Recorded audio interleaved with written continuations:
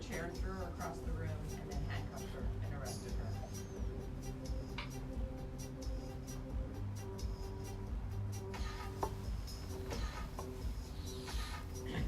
I just want to play you a little bit of this interview of her and the Spring Valley High School student Naya Kenny, who witnessed the incident, was arrested after standing up for the student in question. Also with me, her attorney, Todd Rutherford.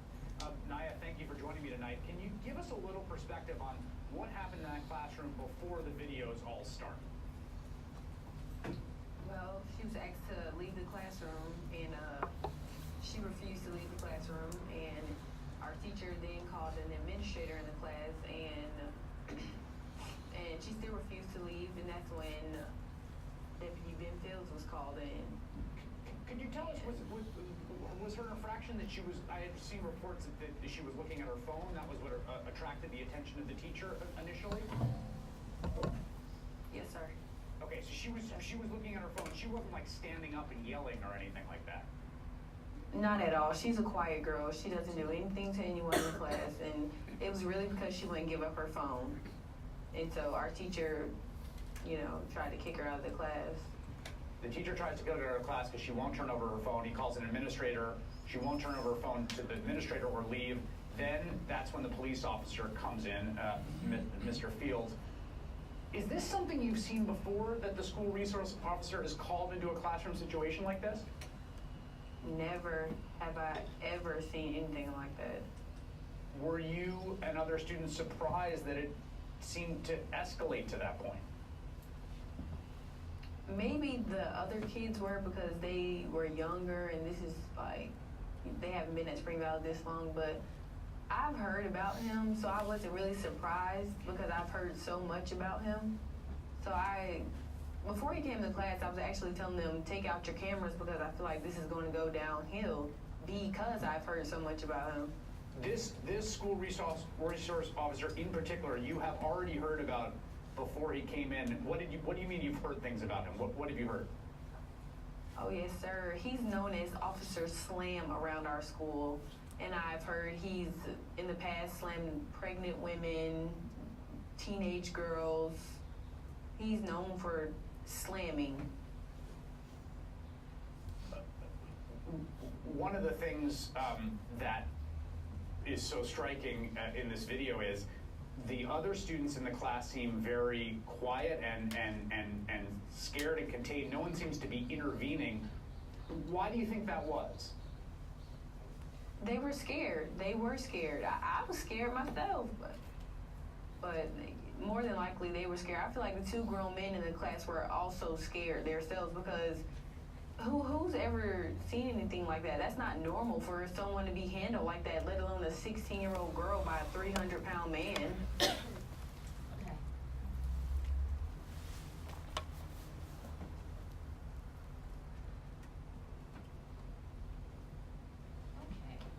think we only have one more video.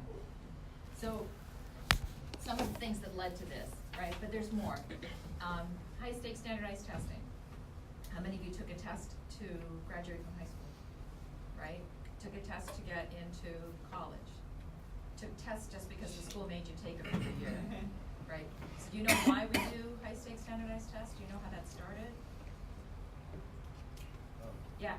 Is it to measure like the functionality of a school system in a certain area?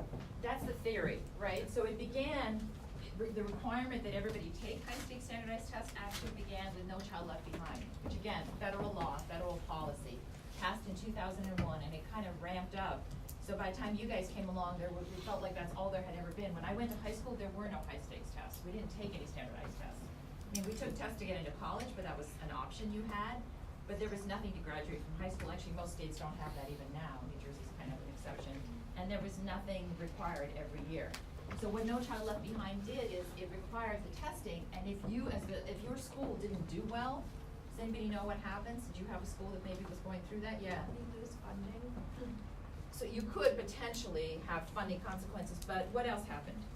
Did you want to? I don't know. I just thought that those results would negatively affect what students you would possibly get to. You could actually have the school closed. If you had bad results multiple years, bad results meaning that the scores weren't as high as the state or the federal government wanted, you could have teachers fired, you could have administration fired, and eventually the school could be closed. And so there was a real kind of ramping up of the stress around high-stakes testing because of that law. And because of these punitive sanctions, it really put a lot of emphasis for schools to teach to the tests. You didn't experience that, did you? So a lot of English time, a lot of math time, right? Double on subject, because that's what the test tests. And so what goes when you have double periods of English and math? Yeah. What's the art classes? Yeah. Art, music, science, history, whatever, whatever else makes school fun. So what happens is, who wants to sit through 2 hours of English worksheets? I wouldn't, right? So what happens? Students are less motivated, they're much more likely to act up. The other thing that happens is there's a lot of pressure on the school to control the classroom, because you want to have kids ready for the test, right? And so if a child is uncooperative or acting up, you have an incentive to push that kid out. So No Child Left Behind actually contributed to this exacerbation of suspension and expulsions in the schools. What else happened? You guys heard of the charter schools, I'm sure. Have you heard of No Excuses charter schools? No? So do you know what a charter, can anybody explain what a charter school is? How it differs from a traditional school? Yeah, go ahead. To my understanding, a charter school has a slight higher standard than the public school would in a certain area, but they kind of receive funding in order to do that. So you also have to apply to charter schools, I believe, usually, and in order to get in. Okay, It's yes, like- yes ma'am. I'm sorry, I didn't mean to cut you off. Oh, that's Did- okay. No, that's okay. Did you want to say something else? Okay, yes ma'am. I personally went to a charter school, and I remember our charters were renewed every 5 years because it's kind of like running on like a lease. That's how I thought of it. Yes, that's so exactly there's also right. a pressure to make sure that when that time comes, our test scores and our environment and all of that is suitable, so we can get 5 more years. Exactly, so charters are, the way charter schools came to be is that states pass laws allowing charter schools. So 44 states and DC have laws that allow charter schools, 6 states don't have them. New Jersey obviously has them. And the way that it works is that some entity, whether it's the state government or a nonprofit or a university, authorizes charter schools. They just literally make a contract. Someone applies to open a charter school. It can be parents, it can be teachers, it can be anybody really in most states. And the state or whoever the authorizer is decides if they can open a school. And if they grant that authority, that charter, then they have initially 4 years, and then every 5 years they have to be renewed. And the charter is publicly funded, so they get money from the school district. So if you grew up in Franklin Township and you decided to go to a charter school, the Franklin Township school system would send money to the charter school to pay for your education. The charter schools are evaluated very heavily on standardized test scores, even more so than traditional public schools. So there's a lot of emphasis on preparing for the test, right? We can talk about all this other stuff, but the idea behind charter schools is that you give more discretion to the school, so you have more autonomy, and you're supposed to be more accountable, so you can actually be closed down. And we know public schools get closed down all the time as well, but the theory is that it's easier to close them down. So there's a particular kind of charter school called No Excuses, which emerged because of this heavy emphasis on tests and on discipline, and they're particularly prevalent in high poverty communities. And the reason I'm telling you about this is because it kind of connects to the idea about suspensions and expulsions. Because they have oh no, there's more videos. I might just skip these because it's too painful to bring them up. They have very scripted teaching techniques. So the kids often have to sit in class with their hands folded or their hands like this. They have to follow the teacher at all times with their eyes. You can't, if your shirt is untucked, you can get into trouble. You can't chew gum. You can't do anything that kind of breaks what you're expected to do in terms of behavior. And they have very harsh discipline. Some, not all. This is just some of the schools. I was going to show you some of the teaching techniques and the harsh discipline, but I think we'll skip it for now because every time we have to do this, it becomes a little disruptive. So it's very much based on this zero tolerance policing ideology that if you crack down on the small stuff, presumably you'll avoid any of the really serious misbehavior. So it's particularly applied in high poverty communities, which tend to be communities of color just because of the strong correlation between poverty and race in our country. So, excuse me. So, this is from Mother Jones' article. So in a classroom setting, this translates into a belief that the smallest infraction, like passing a note during class, which I saw was happening earlier, but I'm not gonna turn you in, is to be met with an immediate consequence. And that can escalate from being asked to stand up in front of the rest of the class to being sent home and an out-of-school suspension. If you don't tuck in your shirt, if you space out for a minute, if you don't track your teacher with your eyes, if your binder is messy, you will lose points. If you lose enough points, you're not allowed to go on field trips or be part of graduation ceremonies, or you can be suspended or expelled.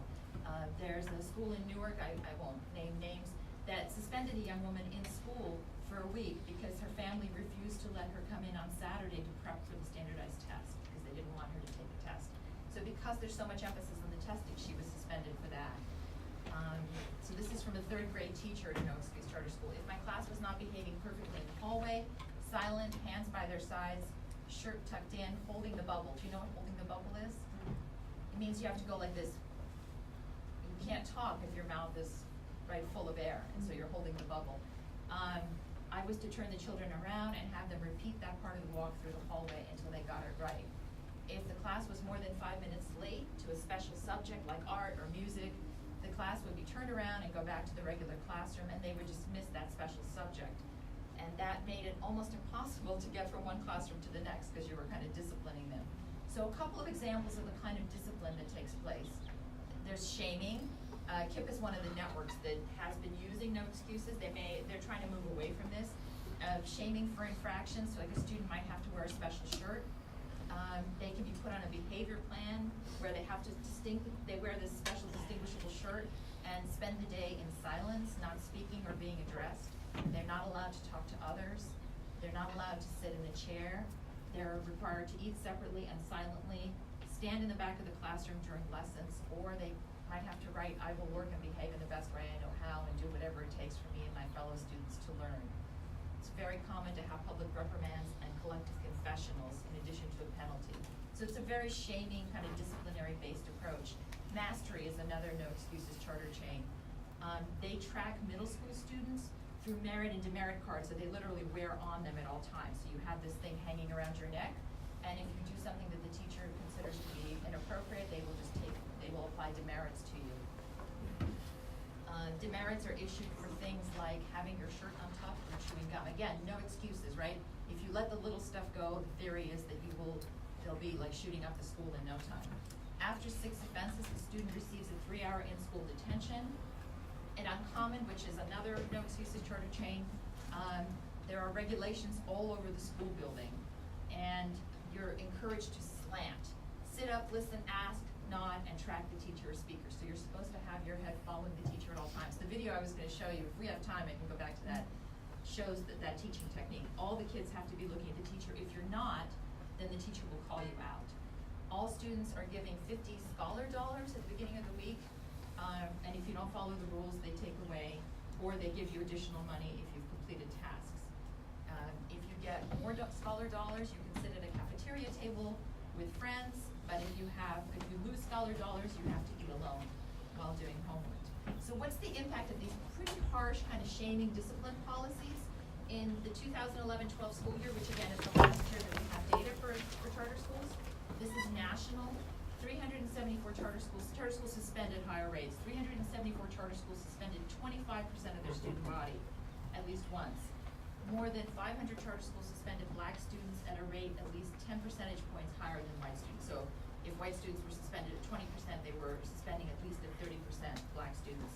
Almost 1,100 charter schools suspended students with disabilities at a rate 10 or more percentage points higher. And 235 charter schools suspended more than 50% of their students with disabilities. So you see those harsh disciplinary tactics kind of play out in the suspension rates. By the way, did you know that 19 states still have corporal punishment? We're not one of them, thankfully. So does punishment work? So you've heard all this negative stuff about kind of what's going on, right? And how we got here.